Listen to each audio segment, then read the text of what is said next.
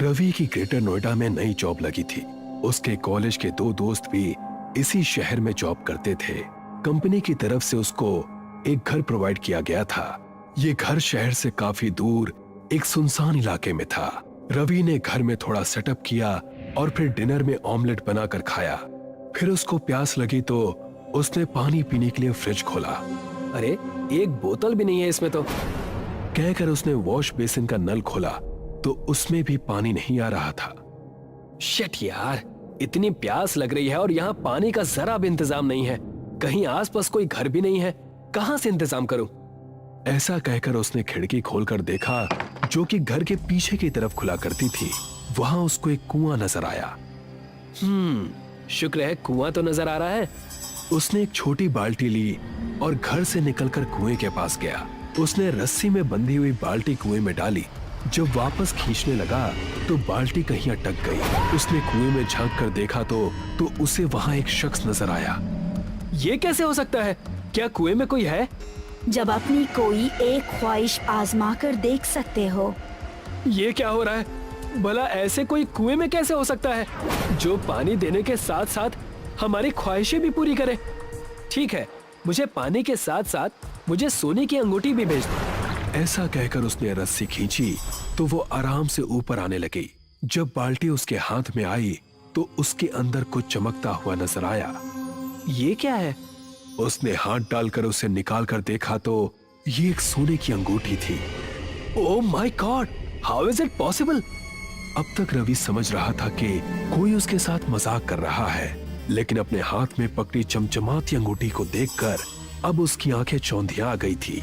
खैर, उसने पानी पिया और फिर वापस अपने घर को पहुंचा।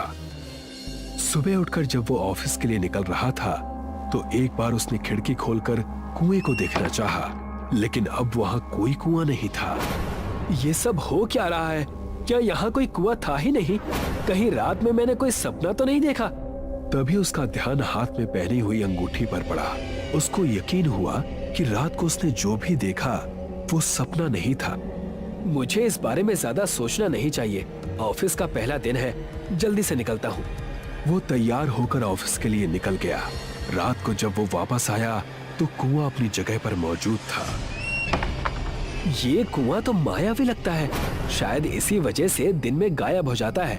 अब है तो अपने लिए कुछ पैसे मांग लेता हूँ। ऐसा सोचकर उसने बाल्टी को कुएं में फेंका और बोला, मुझे अभी कम से कम 2 लाख रुपए चाहिए। ऐसा कहकर उसने बाल्टी को वापस खींचा तो उसके अंदर उसको प्लास्टिक बैग में लिपटा एक पार्सल नजर आया। उसमें नोटों की मोटी मोटी गड्डियां थी। अगले दिन रवि जब ऑफिस से घर आया तो उसके मोबाइल पर निशा का कॉल आया। रवि, कैसे हो तुम? मैं अच्छा हूँ। तुम कई दिनों से नोएडा आ चुके हो और अपने कॉलेज के दोस्तों से मिलने की जरा भी कोशिश नहीं की। नहीं, ऐसा नहीं है यार। शिफ्टिंग में लगा था ना, तो बस। तो ठीक है, अब तो फ्री हो ना? हाँ, कल मिलते हैं। ठीक है, कल ऑफिस के बाद मैं और पारुल दोनों तुमको कॉफी शॉप में मिलते हैं, ठीक है? हाँ जरूर। इतने सालों बाद निशा और पारुल से मिल रहा हूँ, कोई अच्छा सा गिफ्ट तो होना ही चाहिए। वो घर से निकलकर कुएं के पास पहुंचा। फिर उसने बाल्टी उसके अंदर डाली और जब खींचने लगा तो वो फिर से अटक गई। मुझे आज एक अच्छा सा सोने का नेकलेस और एक ब्रेसलेट चाहिए। ऐसा बोलकर उसने बाल्टी को ऊपर खींचा तो पानी के साथ साथ सोने का एक भारी भरकम नेकलेस और ब्रेसलेट भी ऊपर आ गया। अरे वाह! रवि बहुत खुश हुआ और उसे लेकर घर पहुंचा। अगले दिन ऑफिस के बाद वो निशा और पारुल से मिला। इतने दिनों बाद कॉलेज की यादें ताजा करके मजा ही आ गया यार। हाँ यार, ऐसा लगता है जैसे कल ही की बात हो, है ना? अरे मैं तो भूल ही गया, मैं तुम दोनों के लिए गिफ्ट्स लेकर आया था। ये कहकर उसने अपने बैग से वो नेकलेस और ब्रेसलेट निकालकर दोनों को एज अ गिफ्ट दे दिए।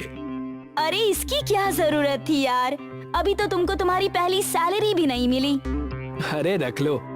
कुछ देर और बातें करने के बाद वो तीनों अपने अपने घर को पहुंच गए। अब ये टाइम 11 बजे का था। निशा ड्रेसिंग टेबल के सामने खड़ी थी। उसने रवि का दिया हुआ नेकलेस पहना हुआ था और आईने में खुद को देख रही थी। तभी उसे अपने पीछे कुछ धुआं सा उठता हुआ नजर आया। उसने जैसे ही पलट कर देखा तो वो धुआं एक आकृति लेने लगा और फिर एक भयानक लड़की के रूप में बदल गया। उस लड़की ने निशा का गला पकड़ा और उसको पीछे की तरफ ऐसा धक्का दिया कि निशा का सर ड्रेसिंग टेबल के आईने को तोड़ता हुआ उसके पार हो गया। निशा की गर्दन कट गई और वो जमीन पर ढेर हो गई।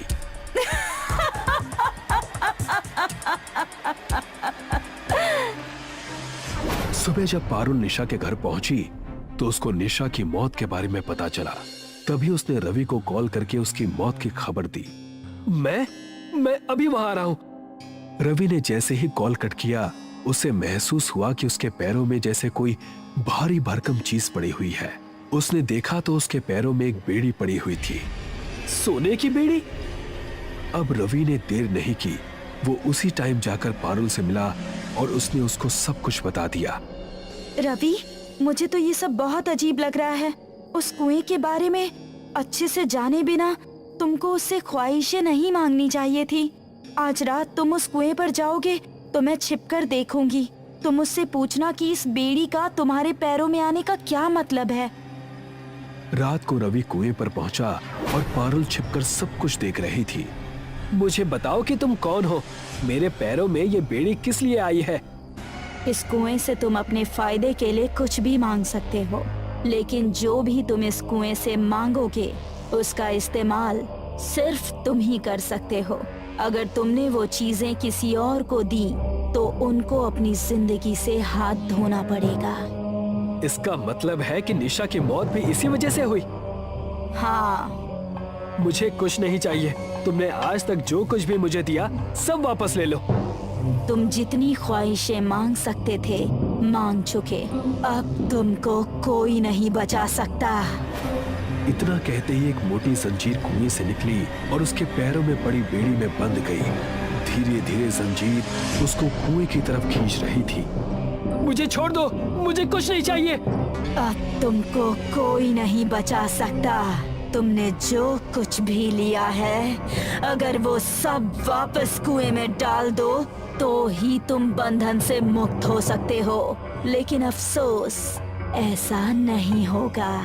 सुबह होने से पहले ये बेड़ियां तुमको कुएं के अंदर ले जाएंगी और उसके बाद तुम हमेशा के लिए मेरे साथ इसी कुएं के अंदर रहोगे। अब पारुल ने देरी नहीं की। वो रवि के घर गई और उसने कबर्ड में रखे हुए पैसों का पैकेट निकाला। वो जैसे ही मुड़ी तो पहले से ही भयानक लड़की पीछे खड़ी थी। तभी पारुल ने अपने हाथ में पहना ब्रेसलेट उतार दिया। ऐसा करते ही वो उससे अलग हो गई। फिर पारुल तेजी से घर से निकलकर कुएं की तरफ भागी। पास ही वो लड़की उसको खा जाने की निगाहों से देख रही थी। उसने रवि की उंगली से अंगूठी उतार ली। पारुल ने देर न करते हुए पैसों का पैकेट, ब्रेसलेट और वो अंगूठी कुएं में फेंक दी। वो बहुत जोरों से चिल्लाई। कुएं से पानी ऊपर उठा, एक भंवर सी आई और उस लड़की को अपने साथ कुएं के अंदर ले गई और सब कुछ शांत हो गया। Thank you Parul. ऐसा कहकर रवि उसके गले लग जाता है। किसी गांव में एक किसान की पत्नी और उसका बेटा रहा करते थे। किसान की कुछ वर्षों पहले ही मृत्यु हो चुकी थी। किसान अपने गांव का जाना माना और ईमानदार व्यक्ति था, किंतु उसका बेटा बिल्कुल ही निकम्मा था। वो कोई भी काम नहीं करता था। किसान की मृत्यु के बाद जो कुछ घर में था वह सब खत्म हो गया था। यहाँ तक कि बर्तन भी बिक गए। उसकी माँ उससे रोज कहा करती थी, बेटा कुछ काम कर, घर का खर्च कैसे चलेगा। लेकिन बेटा एक भी नहीं सुनता था और पूरा दिन अपने दोस्त यारों के साथ मस्ती में घूमने फिरने में लगा देता था। बेटा, आज घर में खाने के लायक कुछ नहीं बचा है। अब कुछ ना कुछ काम करो वरना भूखे ही मर जाएंगे। ठीक है माँ, मैं आज ही मंडी जाता हूँ और कुछ मजदूरी का काम करता हूँ। किसान का बेटा पूरे दिन मंडी में भटकता रहता है, लेकिन उसे उसके लायक कोई भी काम नहीं मिलता, क्योंकि उसने कभी कोई काम किया ही नहीं था। वो उदास होकर घर लौट आता है और माँ को सारी घटना बताता है। कोई बात नहीं बेटा, कल फिर जाकर कोशिश करना, कुछ ना कुछ काम जरूर मिल जाएगा। नहीं, मैं कल मंडी नहीं जाऊंगा। कल मैं शहर जाऊंगा। शहर में जाकर कुछ काम करूंगा और अच्छा पैसा कमा लूंगा। ठीक है बेटा, कल तुम सुबह ही शहर के लिए रवाना हो जाना। मैं तुम्हारे खाने के लिए कुछ बांध दूंगी। सुबह उठकर उसकी माँ पड़ोसी से कुछ अनाज और चावल लाती है और भात रोटियां बनाकर बांध देती है। बेटा, इसमें कुछ भात और रोटियां हैं। अगर रास्ते में भूख लगे तो निकाल कर खा लेना। ठीक है माँ, मुझे भूख लगेगी तो खा लूंगा। बेटा शहर की तरफ चल देता है और जंगल से गुजरता है, किंतु उसे चलते चलते जंगल में ही बहुत देर हो जाती है और शाम हो जाती है। कुछ दूरी पर वो देखता है कि एक पीपल का वृक्ष है और उसके पास कुआं है। उससे उत्तम रुकने की कोई जगह नहीं होगी, ये सोचकर वो वहीं पर रुक जाता है। उसे भूख भी लगने लगती है। वो गठरी खोलता है, उसमें से 4 रोटी निकालता है। वो उन्हीं 4 रोटियों को कुएं के चारों कोनों पर रख देता है और जोर से चिल्लाता है, एक खाऊं कि 2 खाऊं कि चारों चपेट जाऊं। उसी कुएं में 4 चुड़ैल रहती थीं। वे चुड़ैल ये आवाज सुनकर दंग रह जाती हैं और कहती हैं, ये हमसे और ताकतवर और बड़ा शैतान कौन आया है कि हमें 1 नहीं 2 नहीं 4 को खाने की बात करता है। नहीं नहीं, हमें मत खाइए, हमें मत खाइए। तुम्हें एक कड़ाही देते हैं, इसको लीप पोत कर रख देना और कह देना कि सत्य की सांची चुड़ैलों की करैया 56 भोजन बनेंगे और 56 भोजन बनेंगे तो तुम कभी गरीब नहीं रहोगे। ठीक है। बेटा कड़ाही लेता है और घर आ जाता है और माँ को सारी घटना बताता है। माँ कढ़ाई को लीप के रख देती है और बेटा कहता है, हे सत्य की सांची, चुड़ैलों की कढ़ाई 56 भोजन बनन दे, तभी 56 भोजन बनने लगते हैं और माँ बेटा खाकर बड़े आनंद से रहने लगते हैं। किंतु कुछ समय बाद गांव के जमींदार को पता चलता है और वो अपने नौकरों के साथ आकर उस कढ़ाई को छीन ले जाता है। माँ बेटा फिर से भूखों मरने लगते हैं। कुछ दिन बाद बेटा फिर उसी जंगल में जाता है और उसी कुएं के पास पहुंचता है और चारों कोनों पर 4 रोटियां रखकर कहता है, 1 खाऊं कि 2 खाऊं कि 3 खाऊं कि चारों चपट जाऊं। हमें मत खाओ, हमें मत खाओ, तुम फिर आ गए। तुम्हें कड़ाही दी तो थी, क्या हुआ उसका? उसे गांव के जमींदार ले गए हैं। एक बकरी ले जाओ, इसे लीप कर खड़ा कर देना और कहना कि सत्य की सांची चुड़ैलों की बकरी सोने की लेडी हगन दे। बेटा घर पर बकरी लाता है और उसे लीप कर खड़ा कर देता है और कहता है, सत्य की सांची चुड़ैलों की बकरी सोने की लेडी हगन दे।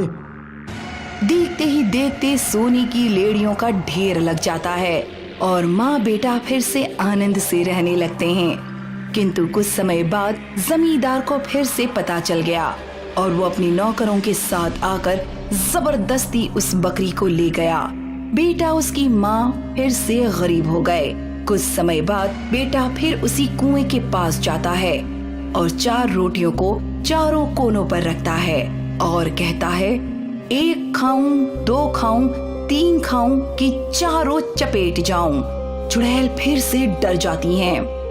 हमें मत खाओ, हमें मत खाओ, हमने तुम्हें बकरी दी तो थी, उसका क्या हुआ? उसे तो जमींदार फिर से छुड़ा ले गया।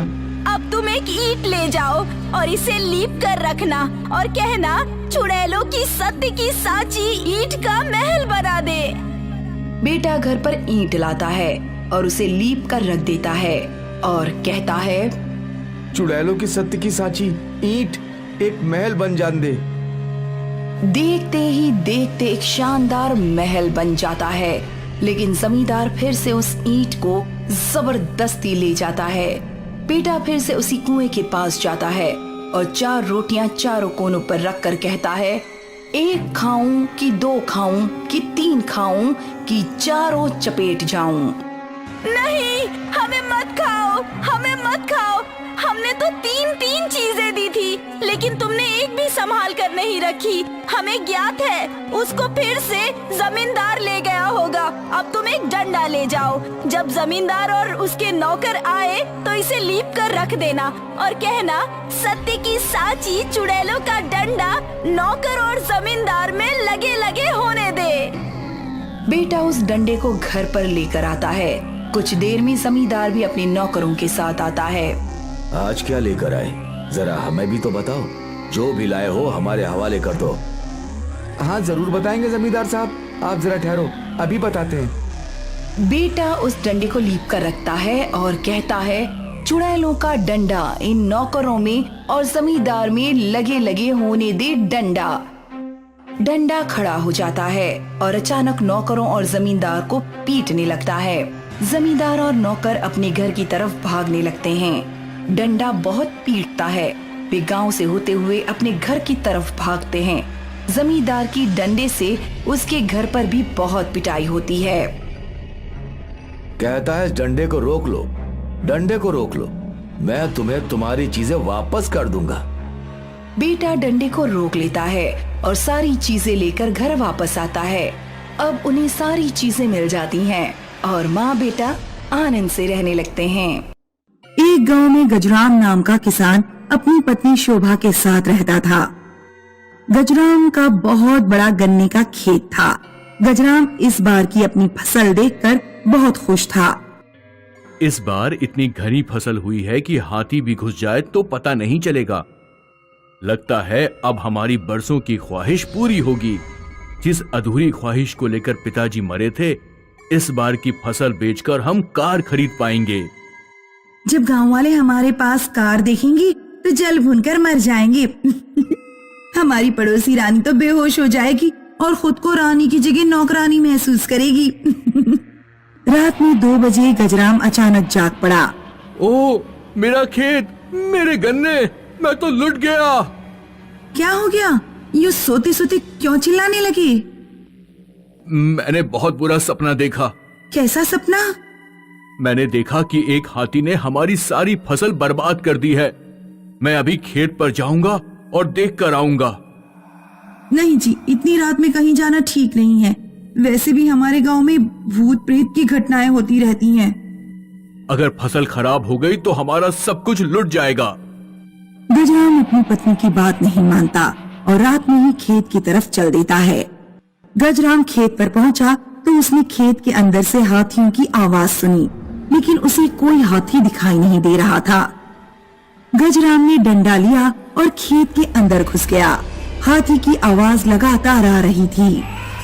हाथी राजा, तुम जहाँ भी हो मेरे खेत से भाग जाओ, वरना मैं तुम्हें डंडे मार मार कर मार डालूंगा। तभी एक हाथी उसके सामने आ जाता है। हाथी बिल्कुल काला था। उसके दांत खून से सने हुए लंबे और नुकीले थे।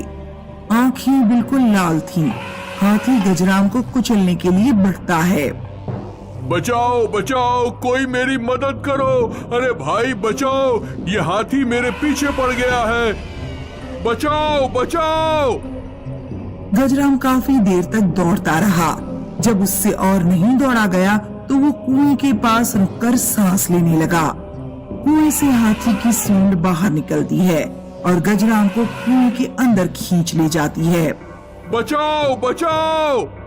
गजराम की पत्नी ने ये सब देख लिया। जब वो कुएं पर पहुंची तो उसने देखा कि कुएं में कुछ भी नहीं है। शोभा चिल्ला चिल्ला कर रोने लगी। अरे लुट गई, बर्बाद हो गई। मेरे कसम को भूतिया हाथी ले गया, ले गया रे, ले गया। गांव वालों ले गया। अब मैं करवा चौथ पर चलनी के अंदर से किसका मुंह देखूंगी। शोभा की आवाज सुनकर गांव वाले अपने अपने घरों से बाहर निकल आए। क्या हुआ? क्यों रो रही हो? हमारी नींद खराब कर दी। तुम्हें नींद की पड़ी है? एक भूतिया हाथी मेरे पति को पुराने कुएं में खींच कर ले गया। भूतिया हाथी? सब गांव वाले पुराने कुएं में जाकर देखते हैं, लेकिन कुआं खाली था। इस कुएं में तो कुछ भी नहीं है। लगता है शोभा पागल हो गई है। मैं इसके पति से रामपुर जाते हुए मिला था। वो 7 दिन बाद लौटेगा। मैं पागल नहीं हूँ। वो रामपुर गए थे लेकिन 2 दिन बाद ही लौट आए थे। एक हाथी भला किसी कुएं में कैसे जा सकता है? चलो गांव वालों, चलकर सोते हैं, ये हमारा टाइम खराब कर रही है। गांव वाले शोभा की बात पर विश्वास नहीं करते और उसे छोड़कर चले जाते हैं। कोई मेरा साथ दे या ना दे, लेकिन मैं अपने पति को वापस लाकर रहूंगी। शोभा कुएं के अंदर घुसती है। उसे कुएं के अंदर एक सुरंग दिखाई दी। शोभा सुरंग के अंदर घुसती गई। अचानक उसने देखा कि सामने से एक भयानक काला हाथी दौड़ता हुआ उसकी तरफ आ रहा है। सुरंग में जगह नहीं थी, इसलिए शोभा को पीछे की तरफ भागना पड़ा। वो सुरंग से निकलकर कुएं में जा गिरी। शोभा ने देखा कि भारी भरकम हाथी उसके ऊपर गिरने वाला है। शोभा अपनी आंखें बंद करती है और जोर से चीखती है, लेकिन शोभा के ऊपर हाथी नहीं गिरा। उसने आश्चर्य से आंखें खोली और खुद को अपने गन्ने के खेत में पाया। हाथी उसके सामने खड़ा था। तुम कौन हो? हमें क्यों परेशान कर रहे हो? मेरे पति कहाँ है? 30 साल पहले की बात है। गजराज के पिता सेठ मालीचंद इस खेत पर गन्ने उगाया करते थे। एक दिन मेरे बच्चे ने खेत में से कुछ गन्ने उखाड़ दिए। इतनी सी बात पर सेठ मालीचंद को बहुत गुस्सा आ गया और उन्होंने मेरे बच्चे को बंदूक से मार दिया। फिर जब मैं अपने बच्चे को ढूंढती हुई खेत पर पहुंची तो उन्होंने मेरे ऊपर भी बंदूक चला दी। मैं अपनी जान बचाने के लिए दौड़ी, लेकिन कुएं में जा गिरी और मर गई। हम जानवरों के लिए किसी ने न्याय की आवाज नहीं उठाई। अब तुम बताओ, जब तुमसे तुम्हारा पति छीन गया और फिर मौत तुम्हारे सिर पर खड़ी है, तो तुम्हें कैसा लग रहा है? मैं तुम्हारा दर्द समझ सकती हूँ। मैं अपने ससुर जी की तरफ से माफी मांगती हूँ। मैं खेत में आने वाले किसी जानवर को नहीं मारूंगी, लेकिन मेरे पति को वापस लौटा दो। चाहो तो मेरी जान ले लो, लेकिन मैं अपने पति के बिना नहीं जी सकती। हथिनी गजराज को कहीं से वापस ला देती है और फिर गायब हो जाती है। गजराज और शोभा अपनी 1/4 गन्ने की फसल हाथियों और बाकी जंगली जानवरों को खिलाते हैं। सागर का ट्रांसफर एक रिमोट एरिया में हो गया था। वो अपनी पत्नी और बच्चों के साथ अपने नए घर में शिफ्ट हो रहा था। ये जगह कितनी सुंदर है ना माँ। दूर तक फैले पहाड़ और जंगल, ऐसा लगता है कि हम किसी टूरिस्ट प्लेस पर आ गए हैं। कहीं अकेले घूमने मत चली जाइयो, समझी? भूत पकड़ के ले जाएंगे तुझे। तो अपना ध्यान रख, मेरी फिक्र छोड़ दे, मैं तेरी तरह डरपोक नहीं हूँ। रोहन, मारिया, तुम दोनों ने फिर से लड़ना शुरू कर दिया। कल तुम लोग अपने नए स्कूल में जाओगे, उसकी तैयारी करो। गौरी अब तक महानगरों में रही थी और उसे वहीं के जीवन की आदत थी। उसे घर का सारा काम संभालने में बहुत परेशानी हो रही थी। काश मुझे यहाँ कोई काम वाली मिल जाती, मैं अकेले काम करते करते पागल हो जाऊंगी। गौरी को किसी के दरवाजे खटखटाने की आवाज आती है। आ रही हूँ। गौरी दरवाजा खोलती है तो बाहर एक औरत खड़ी थी। मेरा नाम लक्ष्मी है, क्या आपकी इधर किसी काम वाली की जरूरत है? कमाल है, मैं काम वाली के बारे में सोच ही रही थी। तुम्हें किसने बताया कि मुझे काम वाली की जरूरत है? किसी ने मुझे बताया नहीं। मैंने कल रात आप लोगों को यहाँ देखा तो मैं समझ गई कि शहर से कुछ लोग यहाँ रहने आए हैं। शायद उन्हें काम वाली की जरूरत हो। हाँ, मुझे जरूरत है और तुम आज से ही मेरे साथ काम करना शुरू करोगी। किचन किस तरफ है? ओहो सॉरी, मैं तो भूल ही गई। वो क्या है ना, नया घर है तो मुझे ध्यान ही नहीं रहा। ये बात इसे कैसे पता कि किचन दाईं तरफ है? सुनो लक्ष्मी, तुम्हें कैसे पता कि किचन दाईं तरफ है? कुछ साल पहले यहाँ एक साहब रहकर गए थे, तो मैंने यहाँ काम किया था, इसलिए मुझे इस घर का कोना कोना पता है। ये तो अच्छी बात है। घर साफ करने में मेरी मदद कर देना। तुम जरा ये बर्तन धो दो, मैं अभी आती हूँ। गौरी बस 1 मिनट बाद किचन में लौटी तो उसकी आंखें फटी की फटी रह गईं। लक्ष्मी ने सारे बर्तन धोकर रख दिए थे। इतनी जल्दी तुमने सारे बर्तन धो लिए? मेरे काम करने की स्पीड बहुत तेज है। रात में मारिया अपने कमरे में बेड पर बैठकर होमवर्क कर रही थी। तभी खून से सना एक चाकू कहीं से जमीन पर गिरा। मारिया बेड से उतरकर बेड के नीचे देखती है। बेड के नीचे लक्ष्मी की लाश पड़ी हुई थी। मारिया की चीख सुनकर सागर और गौरी मारिया के कमरे की तरफ दौड़े। मारिया अपने कमरे के बाहर खड़ी थी।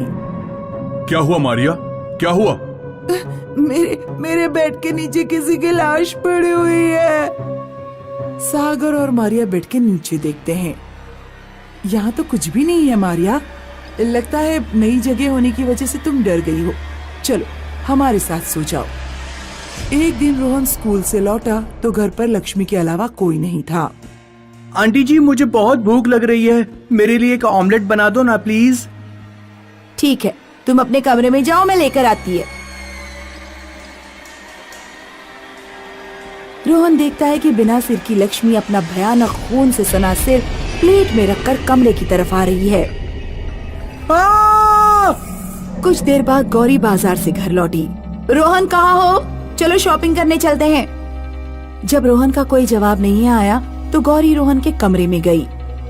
रोहन धरती पर बेहोश पड़ा हुआ था, उसके माथे पर चोट लगी हुई थी।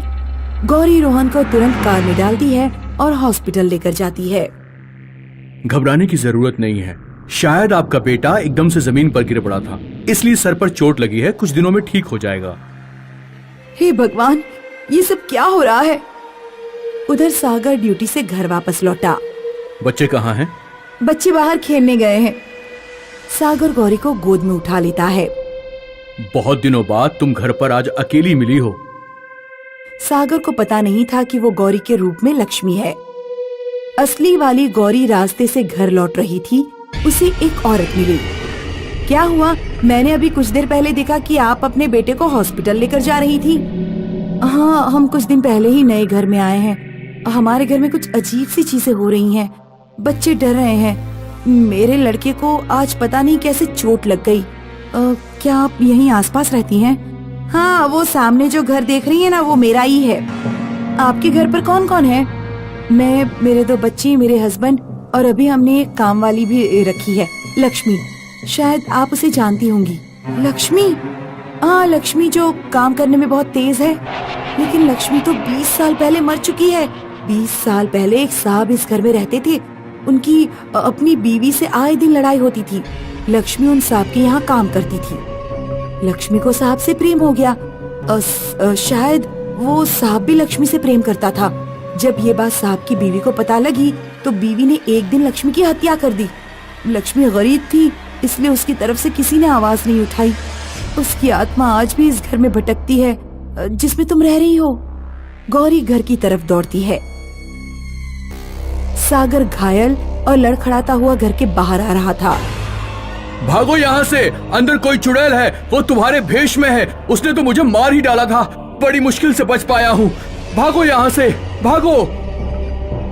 सागर और गौरी अपने बच्चों को लेकर उस घर से दूर चले जाते हैं। जाने से पहले वे दरवाजे पर एक पोस्टर लगा जाते हैं। पोस्टर पर लिखा है, इस घर में लक्ष्मी की आत्मा रहती है, कृपया यहाँ प्रवेश ना करें।